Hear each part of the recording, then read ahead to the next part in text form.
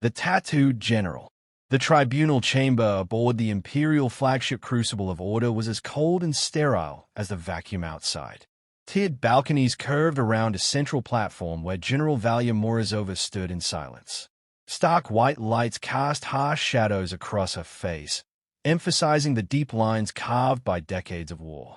Her uniform was torn at the shoulder, exposing a coiling black tattoo that climbed from her collarbone to her jaw, a twisted serpent of Slavic script and mythic runes. The alien lords watched her from above. Insectoid chancellors clicking mandibles in disdain, reptilian strategists with slitted eyes, and a dozen humanoid commanders wrapped in the silk-gray robes of imperial rank. To them, she was a curiosity, an artifact of a backward planet that had caused more disruption in 2 decades than most civilizations managed in centuries. Lord Admiral Zakun rose, his plated exosuit hissing as he gestured toward Valya's ink skin. You present yourself as a general of humanity, yet carry this primitive scribble on your flesh. Is this the mark of Earth's vaunted military tradition?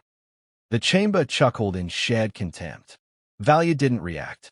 Her eyes, pale and unreadable, scanned the crowd with a slow precision. Then she spoke, her voice low, calm, and grounded. This scribble has lasted longer than your empire. Murmurs rose. Zakun bristled.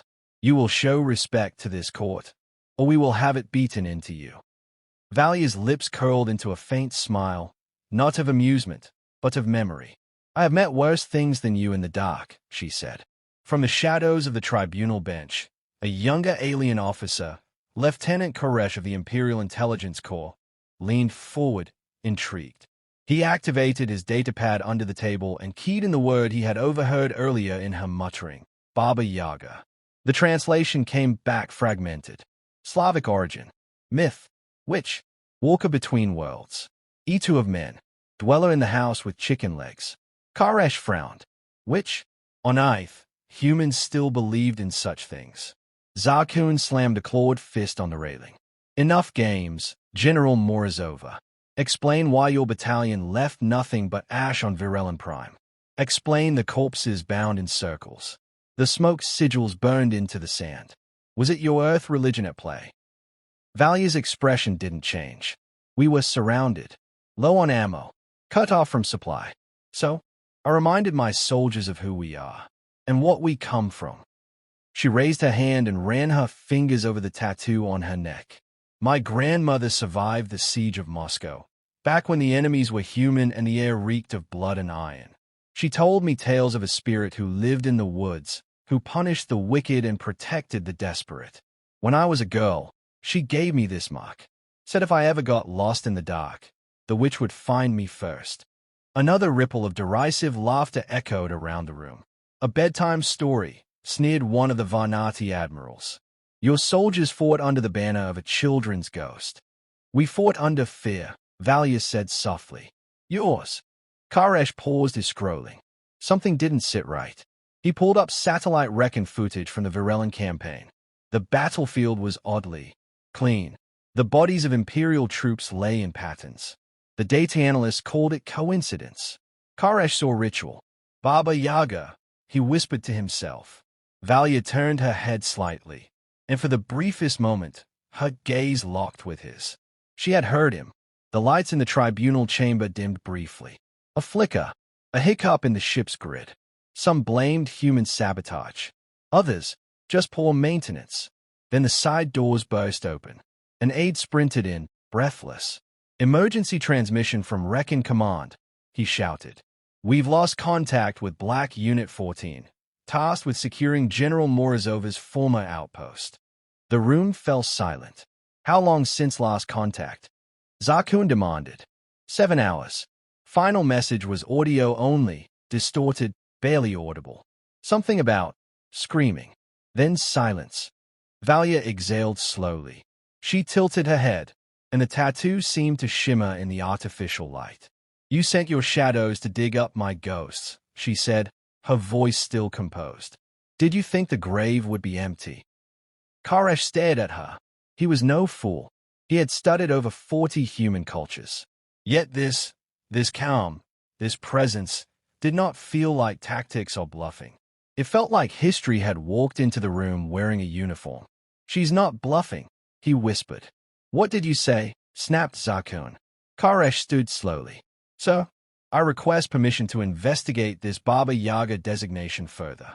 I believe we may be facing a psychological weapon far older than our empire understands."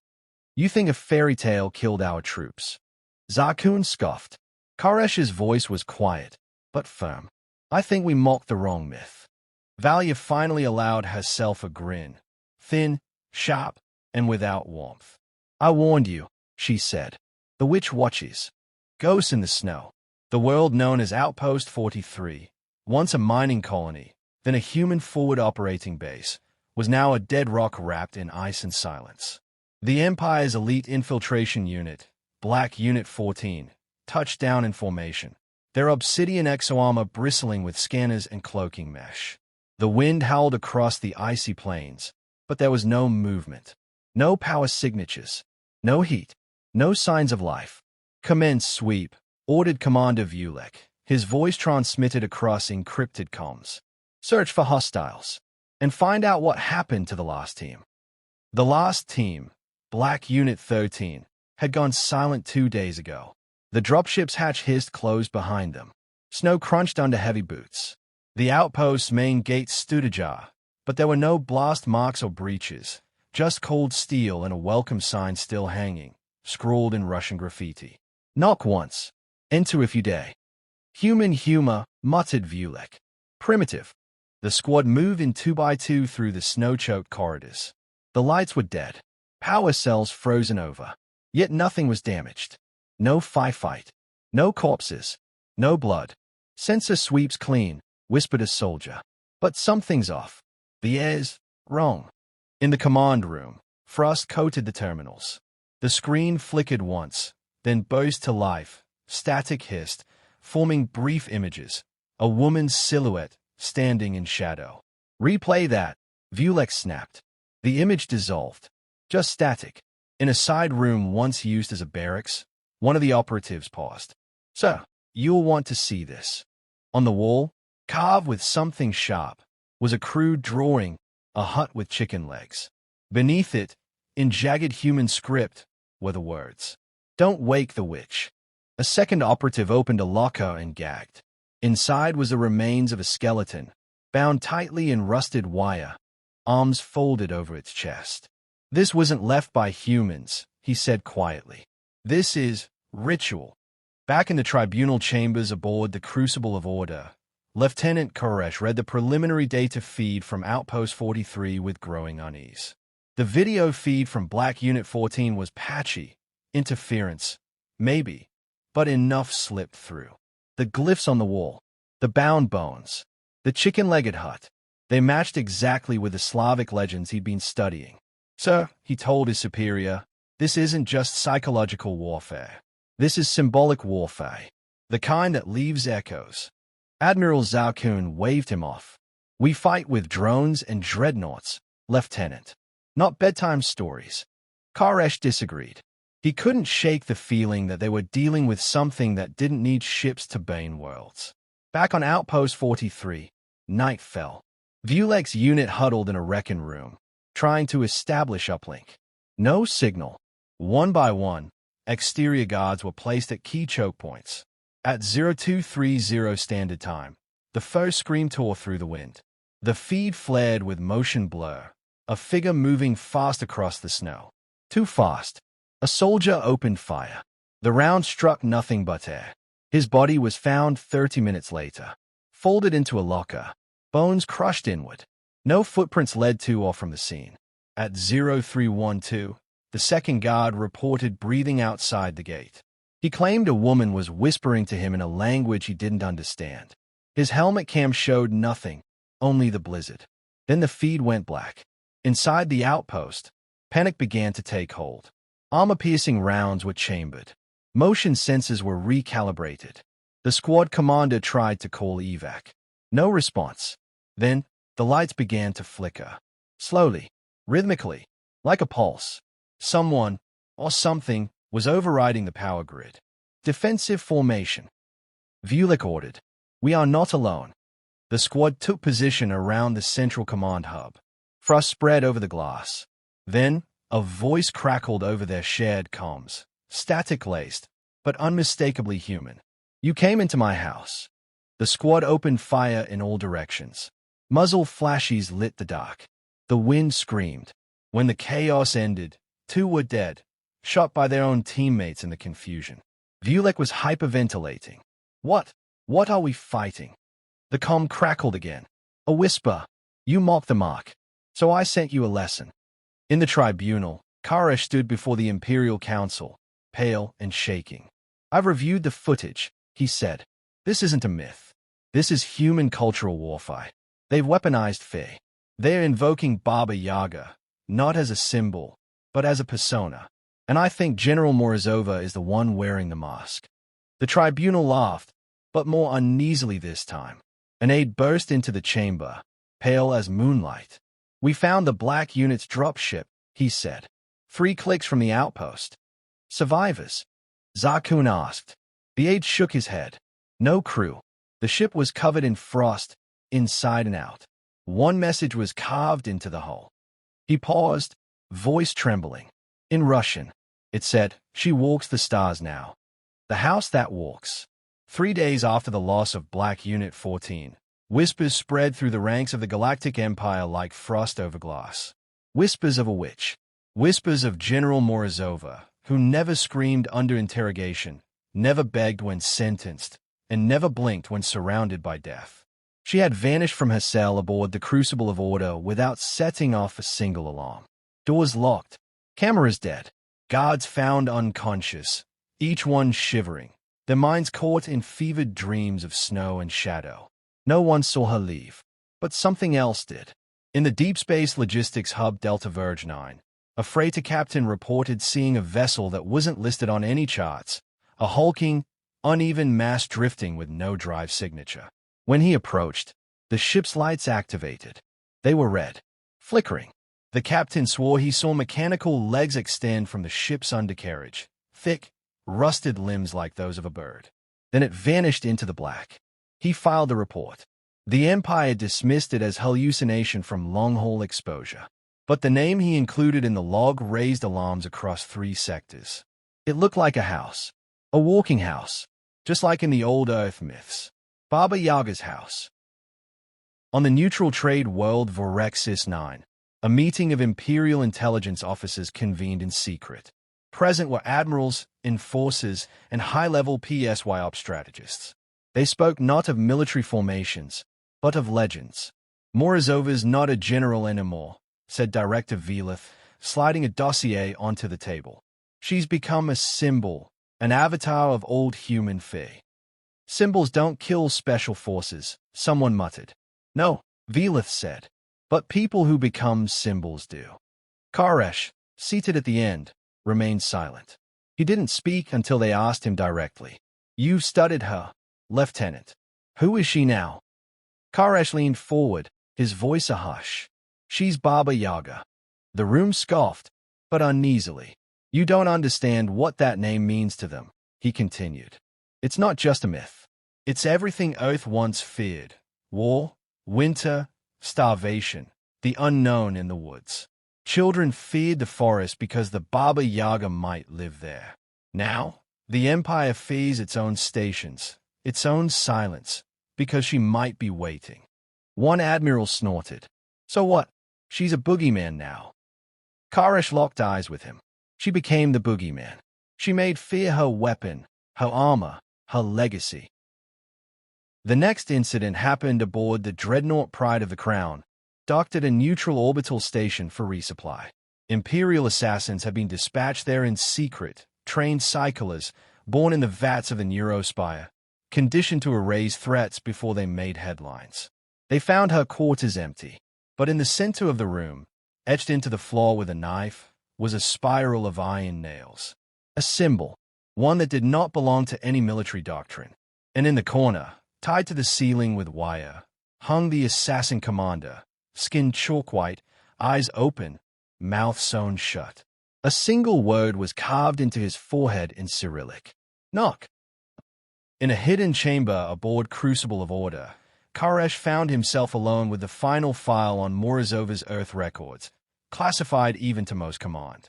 Footage from the last Great Earth War. She had been a frontline officer in the Black Ice conflict during the final winter siege of Novorostok. Her unit had been trapped for 8 to 7 days. No supplies. Surrounded by orbital bombardment. No survivors were expected. But they didn't die. They endured. By the time relief arrived, the enemy forces had vanished. Frozen weapons lay in the snow. Campfires burned cold. Soldiers spoke of screams in the night, of hallucinations, of something watching them from the forest, a forest that hadn't been there days before. Valya Morozova walked out of the mountains alone, wrapped in the flayed skin of a hostile scout, her eyes dull with frost. She wasn't the same woman who'd entered the siege. That was the day the tattoo appeared. Koresh leaned back, whispering to himself. She didn't inherit the title. She forged it. On Vorexis 9, Morozova made her move. A high-ranking imperial envoy arrived for a diplomatic inspection of the neutral trade routes. His convoy was precise, secure, and silent as it cut through the upper market tiers. But when he stepped into the lift to descend, the lights flickered and the doors jammed shut. He screamed for his guards. The comms crackled. A woman's voice answered. "Did you not, Commander?" The lift dropped. When it opened at the bottom, he was gone. All that remained was a single iron key, burned into the floor, and a message scratched into the wall with fingernails. The house that walks has many doors. Across the Empire, fear spread, not from fleets, but from symbols. Officers refused missions involving Earth sectors. Stations were abandoned. Civilians whispered of a new terror among the stars. A witch in steel, a shadow in frost, a house with legs and a hunger for vengeance. Back on the Crucible of Order, Admiral Zakun shouted into a holo feed, "Find her. I don't care what she calls herself. General, witch, ghost, kill her." Koresh, watching from the back of the chamber, whispered, "No, you don't understand. She's not hiding anymore." The Empire meets the witch. The Galactic Empire mobilized like never before. Not against fleets, not against rebel cells, but against a name. Every ship in the Midrim was placed on high alert.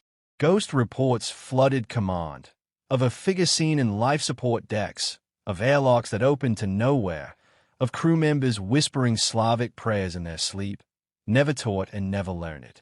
The High Command issued a classified order. Operation Iron Root. Objective: locate and neutralize Valya Morozova, codenamed the Baba Yaga. They thought it would be swift, surgical, final. It wasn't. On the edge of known space, the Empire's prized orbital fortress Dirac Shield, a self-sustaining hub with 6 plasma rings and a fleet of defense drones, lost contact for 11 minutes. When contact resumed, the station's commander was found in the command center, sitting in his chair, clutching a black iron key in one hand. His eyes were frozen open, pupils dilated, lungs full of soot. His final message, retrieved from his personal log. "She's in the walls. She walks the rings like a ghost. We mocked her tattoo, but she's written her name into the dark. And now it knows her too." The Crucible of Order, once a beacon of fear and discipline, had become a paranoid tomb. Admiral Zakun stood before his command board, watching one outpost after another fall into silence. No battles, no invasions, just silence, followed by madness. "She's only one human," he hissed. Koresh stood beside him, calmer than ever. "She's not human anymore," Koresh said. "You don't understand Earthsmith because you never respected their weight. She doesn't fight you. She haunts you. You taught humans war. She teaches you Fae. You believe she's a ghost." "No," Koresh said. "I believe she chose to become what your empire fears most." Then came the final message, from deep within Sector 19, where an emergency staging base had been constructed to bait the witch. It was a trap, a false distress call sent on every known human frequency, an open invitation. The base was equipped with psychic nullifiers, memory scramblers, and the most powerful suppression wards Imperial tech could devise. Koresh, despite warnings, requested to accompany the team. "I want to see her," he said. "I want to understand how she became this." They waited 6 hours. Then the storm began. Not a plasma storm. Not solar flare interference. A blizzard. In space. The atmosphere around the base thickened inexplicably. Monitors showed frost creeping along internal circuits. Screams echoed from empty hallways. Every camera began recording static, except one. Karesh stood in the control room, staring at the only feed that remained, the main hangar. A figure had appeared. She walked barefoot across the steel floor. Her uniform was ragged. Her face calm, eyes empty of warmth.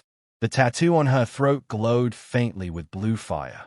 Around her, frost bloomed with each step. Electronics died. She looked directly into the camera and smiled. The feed cut. The storm lifted. When Imperial recovery teams arrived, they found the entire base untouched. No bodies, no blood, not even signs of conflict. Only Karesh remained. He sat alone in the dark, shivering, but alive. When medics rushed to him, he whispered just one thing. "She let me live. Because I listened." The Empire tried to cover it up, but the message had already spread. Not in broadcasts or data packets, but in dreams, in rituals, in the cold spaces between reality and reason. Morozova was not just a soldier anymore. She had become an idea, and ideas could not be executed. In underground human colonies, young soldiers began tattooing their skin with protective runes, copies of her mark, whispering her name before battle, carrying keys on chains as tokens. The galaxy had offered mockery and execution. Humanity answered with myth reborn in metal and blood. On the ruins of an abandoned Empire relay station, where she'd last been seen, someone found a message carved into the wall, written in flawless Imperial high script. The Empire mocked a which they could not understand. They gave her war, and she gave them legend. Her house walked still, and beneath it, drawn in ash and blood, the ancient symbol of a hut with chicken legs. Months later, in the quiet void near the collapsed front lines, a long-haul cargo vessel drifted past a derelict human outpost. The scanners read nothing, but the crew swore they saw something standing on the ice, just for a moment. A woman. She turned, lifted a hand, and vanished into the blowing snow, a dark silhouette walking toward a jagged structure that wasn't there a second ago. A twisted, monstrous shape, all wood and iron and legs. The house that walks. She was the tattooed general. She is the Baba Yaga, and now she walks the stars.